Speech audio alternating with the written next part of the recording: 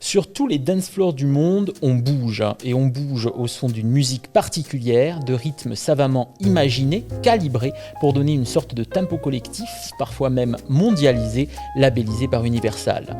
Aux platines, des hommes, des femmes, addicts aux décibels, qui viennent poétiser, esthétiser, rendre glamour un ensemble composite de musique pop, électro, funk, dans une véritable prise de pouvoir chamanique. André Youlariou, cette trance, vous l'avez créée en France et en Europe. Britney Spears, l'une de vos idoles, ne vous renierait certainement pas, tant votre pop artitude ne vous quitte jamais. Mais qu'est-ce que c'est, qu'à votre avis, un bon DJ, André Youlariou ? Bonjour Joseph, tout d'abord, écoutez, je pense que pour faire simple, un bon DJ c'est quelqu'un qui sait donner du bonheur aux gens, tout simplement qui sait les écouter et qui sait leur transmettre une belle énergie. Oui, et qu'est-ce que c'est une belle énergie ? Quand vous êtes aux platines, aux commandes de la soirée, qu'est-ce que c'est pour vous une belle énergie ? Faire décoller, comment vous les faites décoller ? D'ailleurs, je vous dirais que j'ai pas l'impression d'être aux commandes de la soirée, j'ai vraiment l'impression que c'est une espèce de communion, une confiance, vous voyez, parce que nous, on envoie de la musique, on essaye de ressentir un petit peu, effectivement, toute l'énergie du public, mais c'est les gens qui s'amusent, qui prennent du plaisir en fait à passer ce moment avec nous, qui nous renvoient finalement dans un espèce de ping-pong, cette espèce de joie de vivre et cette énergie positive qu'on arrive à créer dans une soirée. Et c'est quoi ? Donc en fait une sorte d'interaction, c'est-à-dire à un moment donné, il faut de la magie des deux côtés, quoi. La nuit est une interaction, vous savez, déjà tout simplement dans le mélange des gens. Quand vous entrez effectivement dans un club, dans un bar ou un restaurant, plus personne ne sait qui vous êtes. Vous pouvez arriver homme d'affaires et vous pouvez vous retrouver à danser avec n'importe qui. Il y a vraiment une mélange des personnalités, des genres, des attitudes. C'est ça qui est très beau dans la nuit, c'est qu'il n'y a pas de jugement. Les gens ont vraiment une possibilité à un moment donné de s'ouvrir et de donner le meilleur d'eux-mêmes, de pouvoir oublier un petit peu la difficulté du quotidien, surtout en ce moment d'ailleurs.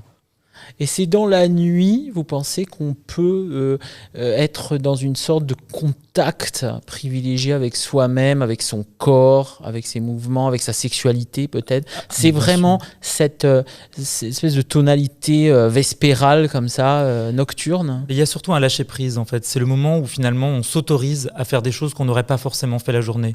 On a tous parfois une sorte de masque qu'on est obligé de porter au quotidien, que ce soit pour sa sexualité, son travail, que ce soit pour ses relations amicales ou des choses qu'on n'ose pas faire ou qu'on n'ose pas dire. Et il y a des moments comme ceux-là où on a la possibilité de lâcher prise autour d'inconnus, finalement parce qu'on n'a plus cette peur du jugement, parce qu'on peut mal danser, parce qu'on peut avoir des goûts musicaux tout à fait douteux, ou quelles que soient les autres situations. Et finalement, c'est un moment où on ne se sent pas jugé et on va lâcher tout ce qu'on a en nous. Et c'est ça qui est assez extraordinaire, c'est d'avoir l'impression finalement que malgré des semaines qui peuvent être difficiles pour beaucoup de gens, on leur apporte quelque chose. Et on a vraiment cette sensation d'être utile. Je pense qu'il y a beaucoup de personnes qui considèrent le métier de DJ, ou tous les métiers de la musique d'ailleurs, comme des professions où on est là pour effectivement apporter du bonheur à des gens et que c'est pour ça qu'on peut gagner de l'argent, alors que finalement c'est les gens qui nous transmettent une énergie incroyable et qui finalement nous remercient en direct du métier qu'on fait. Je crois que vous avez fait votre première soirée dans un club gay à la Démence à Bruxelles. J'aimerais que vous me disiez ce que vous avez ressenti la première fois en tant que DJ. Alors, je pense que finalement, ce qui est assez amusant, c'est que toutes les soirées que j'ai pu faire ont ce point commun. C'est à chaque fois une véritable gratitude, parce que nous, de notre côté, on a l'impression de transmettre quelque chose, effectivement, de transmettre notre énergie, de transmettre finalement notre bonne humeur à toutes ces personnes. Et à côté de ça, effectivement, il y a tout ce que les gens nous renvoient. Il y a tout ce qu'une foule, effectivement, a la chance de pouvoir nous envoyer comme émotion. Et c'est vrai que tous les artistes, finalement, on a vraiment ça en commun. C'est cet amour du public, à la fois que nous, on peut leur donner, et à la fois que eux, justement, peuvent nous renvoyer. Et ce soir-là, alors, à la Démence, qu'est-ce qui s'est passé ? C'est ce que je vous dis. Il y a vraiment une communion avec effectivement, là, on peut parler de communion avec le public. Ouais. Mais d'ailleurs, je trouve comme toujours, finalement. Il n'y a pas eu de... Il y a simplement des communions différentes. Non, vous voyez, il y a simplement des communions différentes entre des soirées incroyables où on peut voir les gens. Par exemple, je suis résident par exemple du Maxims tous les vendredis à Paris, où effectivement c'est des soirées beaucoup plus intimistes, où on peut voir les gens danser vraiment à 1 mètre de nous. Et c'est vraiment incroyable justement de les avoir, de voir leur visage qui s'éclaire à chaque chanson, ou au contraire qui s'enfuit quand ils trouvent que la playlist est atroce. Mais effectivement, c'est complètement différent quand on ne peut pas les voir, qui sont à plus de 10 mètres, et qu'on voit simplement une foule lever les bras. Il y a vraiment une ambiance différente et je pense que les gens le ressentent aussi. Vous êtes né en Roumanie, vous avez grandi en Guadeloupe et vous disiez dans une interview que finalement, ce que j'ai cru comprendre à travers les lignes, c'est que votre identité et votre métier de DJ sont venus tardivement. Vous disiez, j'écoutais dans ma chambre des musiques et je réalisais pas que j'allais pouvoir les partager, j'allais pouvoir faire des soirées tout à fait en totale liberté. Et à l'époque de l'enfance et de l'adolescence, c'était si difficile que vous ne pouviez même pas imaginer cela.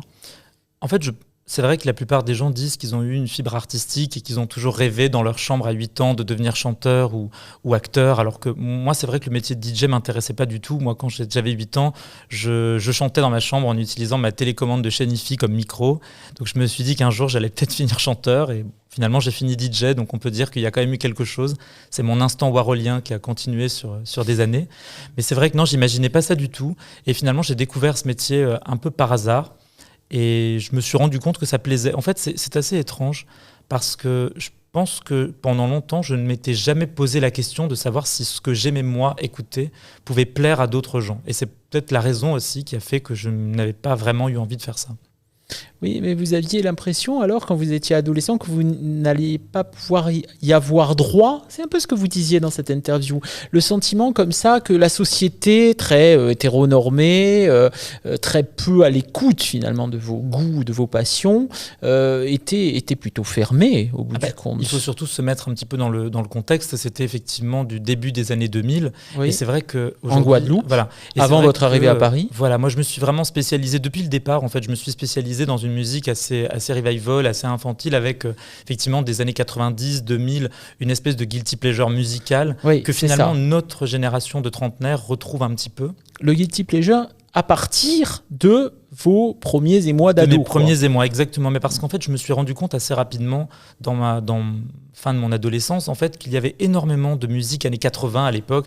On était en 90, beaucoup de soirées d'années 80, etc. Parce que finalement, ça faisait plaisir à la génération des quadragénaires qu'on a aujourd'hui. Alors que finalement, pour nous, cette génération de vingtenaires, trentenaires, on n'avait pas grand-chose en fait, parce qu'on n'existait pas encore dans la sphère musicale. Et finalement, on n'attendait que ça, de pouvoir retrouver finalement nos artistes à nous. C'est vrai que parfois, on s'en rend bien compte d'ailleurs quand on écoute certains artistes qui n'ont pas fait spécialement de tubes depuis 10 ans, on a autant de plaisir à les réécouter que la première fois qu'on l'écoutait, parce que ça ramène finalement à des souvenirs.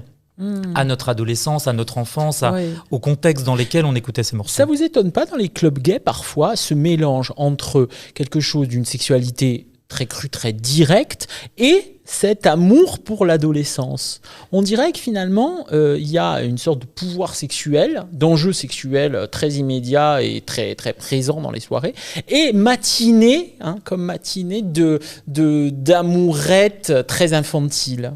Mais parce que je pense que c'est même pas spécialement quelque chose de gay, puisque vous savez, quand on y réfléchit, finalement, on a tous cette part en nous. Ouais, plus quand même, parce que les gays ont rendu icône certaines personnes. Je pense à Chantal Goya notamment, oui, mais à d'autres aussi. Mais quand vous imaginez, par exemple, même, on peut toujours dire qu'on a tous, par exemple, un côté féminin ou un côté masculin en nous. Tout à fait. Et c'est vrai que, par exemple, combien d'hommes, par exemple, à un moment donné, peuvent se lever sur du Beyoncé ou peuvent chanter du Britney Spears, alors que finalement, c'est vrai, mais c'est moins marqué quand même du côté hétéro. Bien sûr, mais je pense qu'effectivement, il y a cette double part en nous, effectivement, cette part adulte qui, effectivement, veut qu'on sexualise de plus en plus les individus. Et il y a quand même cette part, effectivement, d'enfance qui nous rappelle ce côté un petit peu bubblegum qu'on a tous connu. Et c'est vrai parfois qu'on n'assume pas. Moi, c'est vrai que dès le départ, quand j'ai commencé à faire des soirées, je l'ai toujours assumé parce que c'était la raison pour laquelle je le faisais. Je voulais vraiment rappeler aux gens le sentiment qu'ils avaient quand ils étaient dans leur chambre comme moi et qu'ils écoutaient des musiques en fait qu'ils avaient un peu honte de partager avec leurs amis parce que c'était... Oui, on rejoint la honte finalement, la honte d'être en quelque sorte, la honte de l'identité, la difficulté de s'assumer et la honte d'écouter peut-être certaines chansons qui peuvent être strictement banni de certains répertoires adultes. Ouais. Et puis c'est vrai que la honte existe dans énormément de choses. On a souvent en nous des choses qu'on n'ose pas effectivement ressortir et les boîtes de nuit sont peut-être l'occasion justement de de faire ressortir ce qu'on a en nous, le temps d'une soirée. Oui, c'est ça. Donc elle est là, la vraie liberté finalement. Elle est dans cet alliage du musical et de l'identitaire. Elle est exactement dans la liberté d'être soi, et je pense que c'est le plus important. Et finalement, ce qui m'a frappé, c'est que ce que je pensais être moi, en fait, j'avais énormément de choses en commun avec beaucoup de gens. Et finalement, j'ai peut-être libéré, en fait, pour certaines personnes, cette possibilité justement de faire ressortir ça le temps d'une soirée. Et si ça a pu inspirer d'autres gens, ou même d'autres générations aujourd'hui, c'est vraiment génial. Merci beaucoup André Yolarrieux Merci, d'être venu dans Fais voir la bête.